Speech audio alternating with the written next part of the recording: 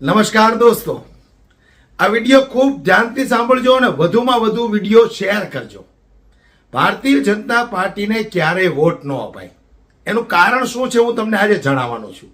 Video બરાબર ધ્યાનથી સાંભળજો અને ખૂબ શેર કરજો કે ભારતીય જનતા પાર્ટીને વોટ શા માટે ન અપાય. તમને ખબર હોય તો યુપીની અંદર યોગી આદિત્યનાથ એનું વર્ચસ્વ ધીમે ધીમે કરતા એટલું બધું વધતું ગયું. આજે યોગી આદિત્યનાથ ક્યાં છે? છેલ્લા ઘણા બધા સમયથી યોગી આદિત્યનાથ દેખાયા જ નથી.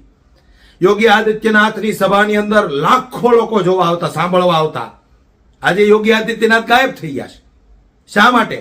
કારણ કે એનું વર્ચસ્વ વધતું જતું હતું. ભારતીય જનતા પાર્ટીને એવું લાગ્યું કે કદાચ યોગી આદિત્યનાથ નરેન્દ્ર મોદી કરતા મોટા થઈ જશે, એટલે આજે યોગી આદિત્યનાથ ગાયબ થઈ ગયા છે, બહુ ઓછા દેખાય. રાઘવ ચડ્ઢા, જેમણે આમ આદમી પાર્ટીને લાત મારીને ભારતીય જનતા પાર્ટીમાં જોડાઈ ગયા, જ્યારે એ આમ આદમી પાર્ટીમાં હતા ત્યારે સંસદની અંદર જનતાના હક અને અધિકાર માટે નાના નાના પ્રશ્નો ઉઠાવતા હતા. હવે જેવા એ ભારતીય જનતા પાર્ટીમાં જોડાયા તો હવે તમે જોજો કે રાઘવ ચડ્ઢાને તમે ક્યારેય નહીં સાંભળો કે જનતાના નાના નાના પ્રશ્નો ઉઠાવતા, ક્યારેય નહીં સાંભળો. હવે રાઘવ ચડ્ઢા મિસ્ટર ઇન્ડિયા બની જશે, ગાયબ થઈ જશે. એવી જ રીતે ભારતીય જનતા પાર્ટીના ઘણા બધા મંત્રીઓ છે, કેબિનેટ મંત્રીઓ છે, રેલવે મંત્રી, આરોગ્ય મંત્રી, સ્વાસ્થ્ય મંત્રી, શિક્ષણ મંત્રી, આ તમામ પ્રકારના જે મંત્રીઓ છે એમના સોશિયલ મીડિયાના એકાઉન્ટ ઉપર તમે જોજો, ક્યારે જનતાના લાભ માટેની, જનતાને સુવિધા મળે એના માટેની કે જનતાના ફાયદા માટેની એના સોશિયલ મીડિયાના એકાઉન્ટ ઉપર ક્યારેય પોસ્ટ નહીં મૂકે. એના સોશિયલ મીડિયાની અંદર માત્ર ને માત્ર તમને એક જ પોસ્ટ જોવા મળશે, નરેન્દ્ર મોદીની વાહવાઈ. નરેન્દ્ર મોદી 56 ઇંચનો સીનો, નરેન્દ્ર મોદી વિશ્વગુરુ, નરેન્દ્ર મોદીનો ડંકો વાગે, નરેન્દ્ર મોદીનું ફલાણું ઢેકડું, આવી જ તમને પોસ્ટ જોવા મળશે. જનતા માટે ફાયદો થાય એવી પોસ્ટ ક્યારેય તમને આ મંત્રીઓના એકાઉન્ટ ઉપર જોવા નહીં મળે. નરેન્દ્ર મોદી આમ કર્યું, તેમ કર્યું, ફલાણું કર્યું, ઢેકડું કર્યું, બસ એ જ જોવા મળશે.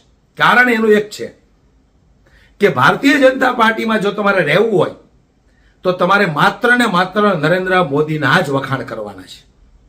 કોઈ પણ મંત્રી હોય, સંત્રી હોય, ધારાસભ્ય હોય, એમએલએ હોય, સાંસદ હોય, કોઈ પણ હોય, કોઈ પણ જાતની જનતાને લાભ થાય એવી પોસ્ટ નથી મૂકવાની. માત્ર ને માત્ર નરેન્દ્ર મોદીના વખાણ કરતી પોસ્ટ જ તમારે તમારા સોશિયલ મીડિયામાં મૂકવાની છે. આ ભારતીય જનતા પાર્ટીનો ફંડો છે. એટલે હું કહેવા માંગુ છું કે જે ભારતીય જનતા પાર્ટીના નેતાઓ પોતાની જ પાર્ટીમાં રહી અને જો બોલી ન શકતા હોય તો એવા નેતાઓનું આપણે શું કામ છે? સામાન્ય માણસનો અવાજ ન ઉઠાવી શકતા હોય, ભારતીય જનતા પાર્ટીના નેતાઓ પોતાની જ પાર્ટીના ઉપરના અધિકારીઓ, નેતાઓ કોઈ પણ હોય એને જો સવાલ ન કરી શકતા હોય તો આપણે એવા નેતાઓને ચૂંટીને શા માટે લાવીએ છીએ? ક્યારે આ વાતનો તમે વિચાર કર્યો છે? નહીં કર્યો હોય. કારણ કે આપણને ચૂંટણી ટાણે ફક્ત એક જ દેખાય છે, કમળ. માટે જાગૃત બનો. તમારા બાળકોના આવનારા ભવિષ્ય માટે એવો નેતા પસંદ કરો કે જેની અંદર એટલી તાકાત હોય કે પોતાની જ પાર્ટીના ઉપરના નેતાઓને પણ સવાલ કરી શકે, અને એ પણ તમારા માટે, આમ નાગરિક માટે, આમ જનતા માટે.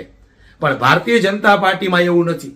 માત્ર ને માત્ર નરેન્દ્ર મોદીના જ વખાણ કરવાના, બીજું કશું કોઈ બોલી શકતું નથી. આ 100% સત્ય છે, આ હકીકત છે, તમે માનો કે ન માનો.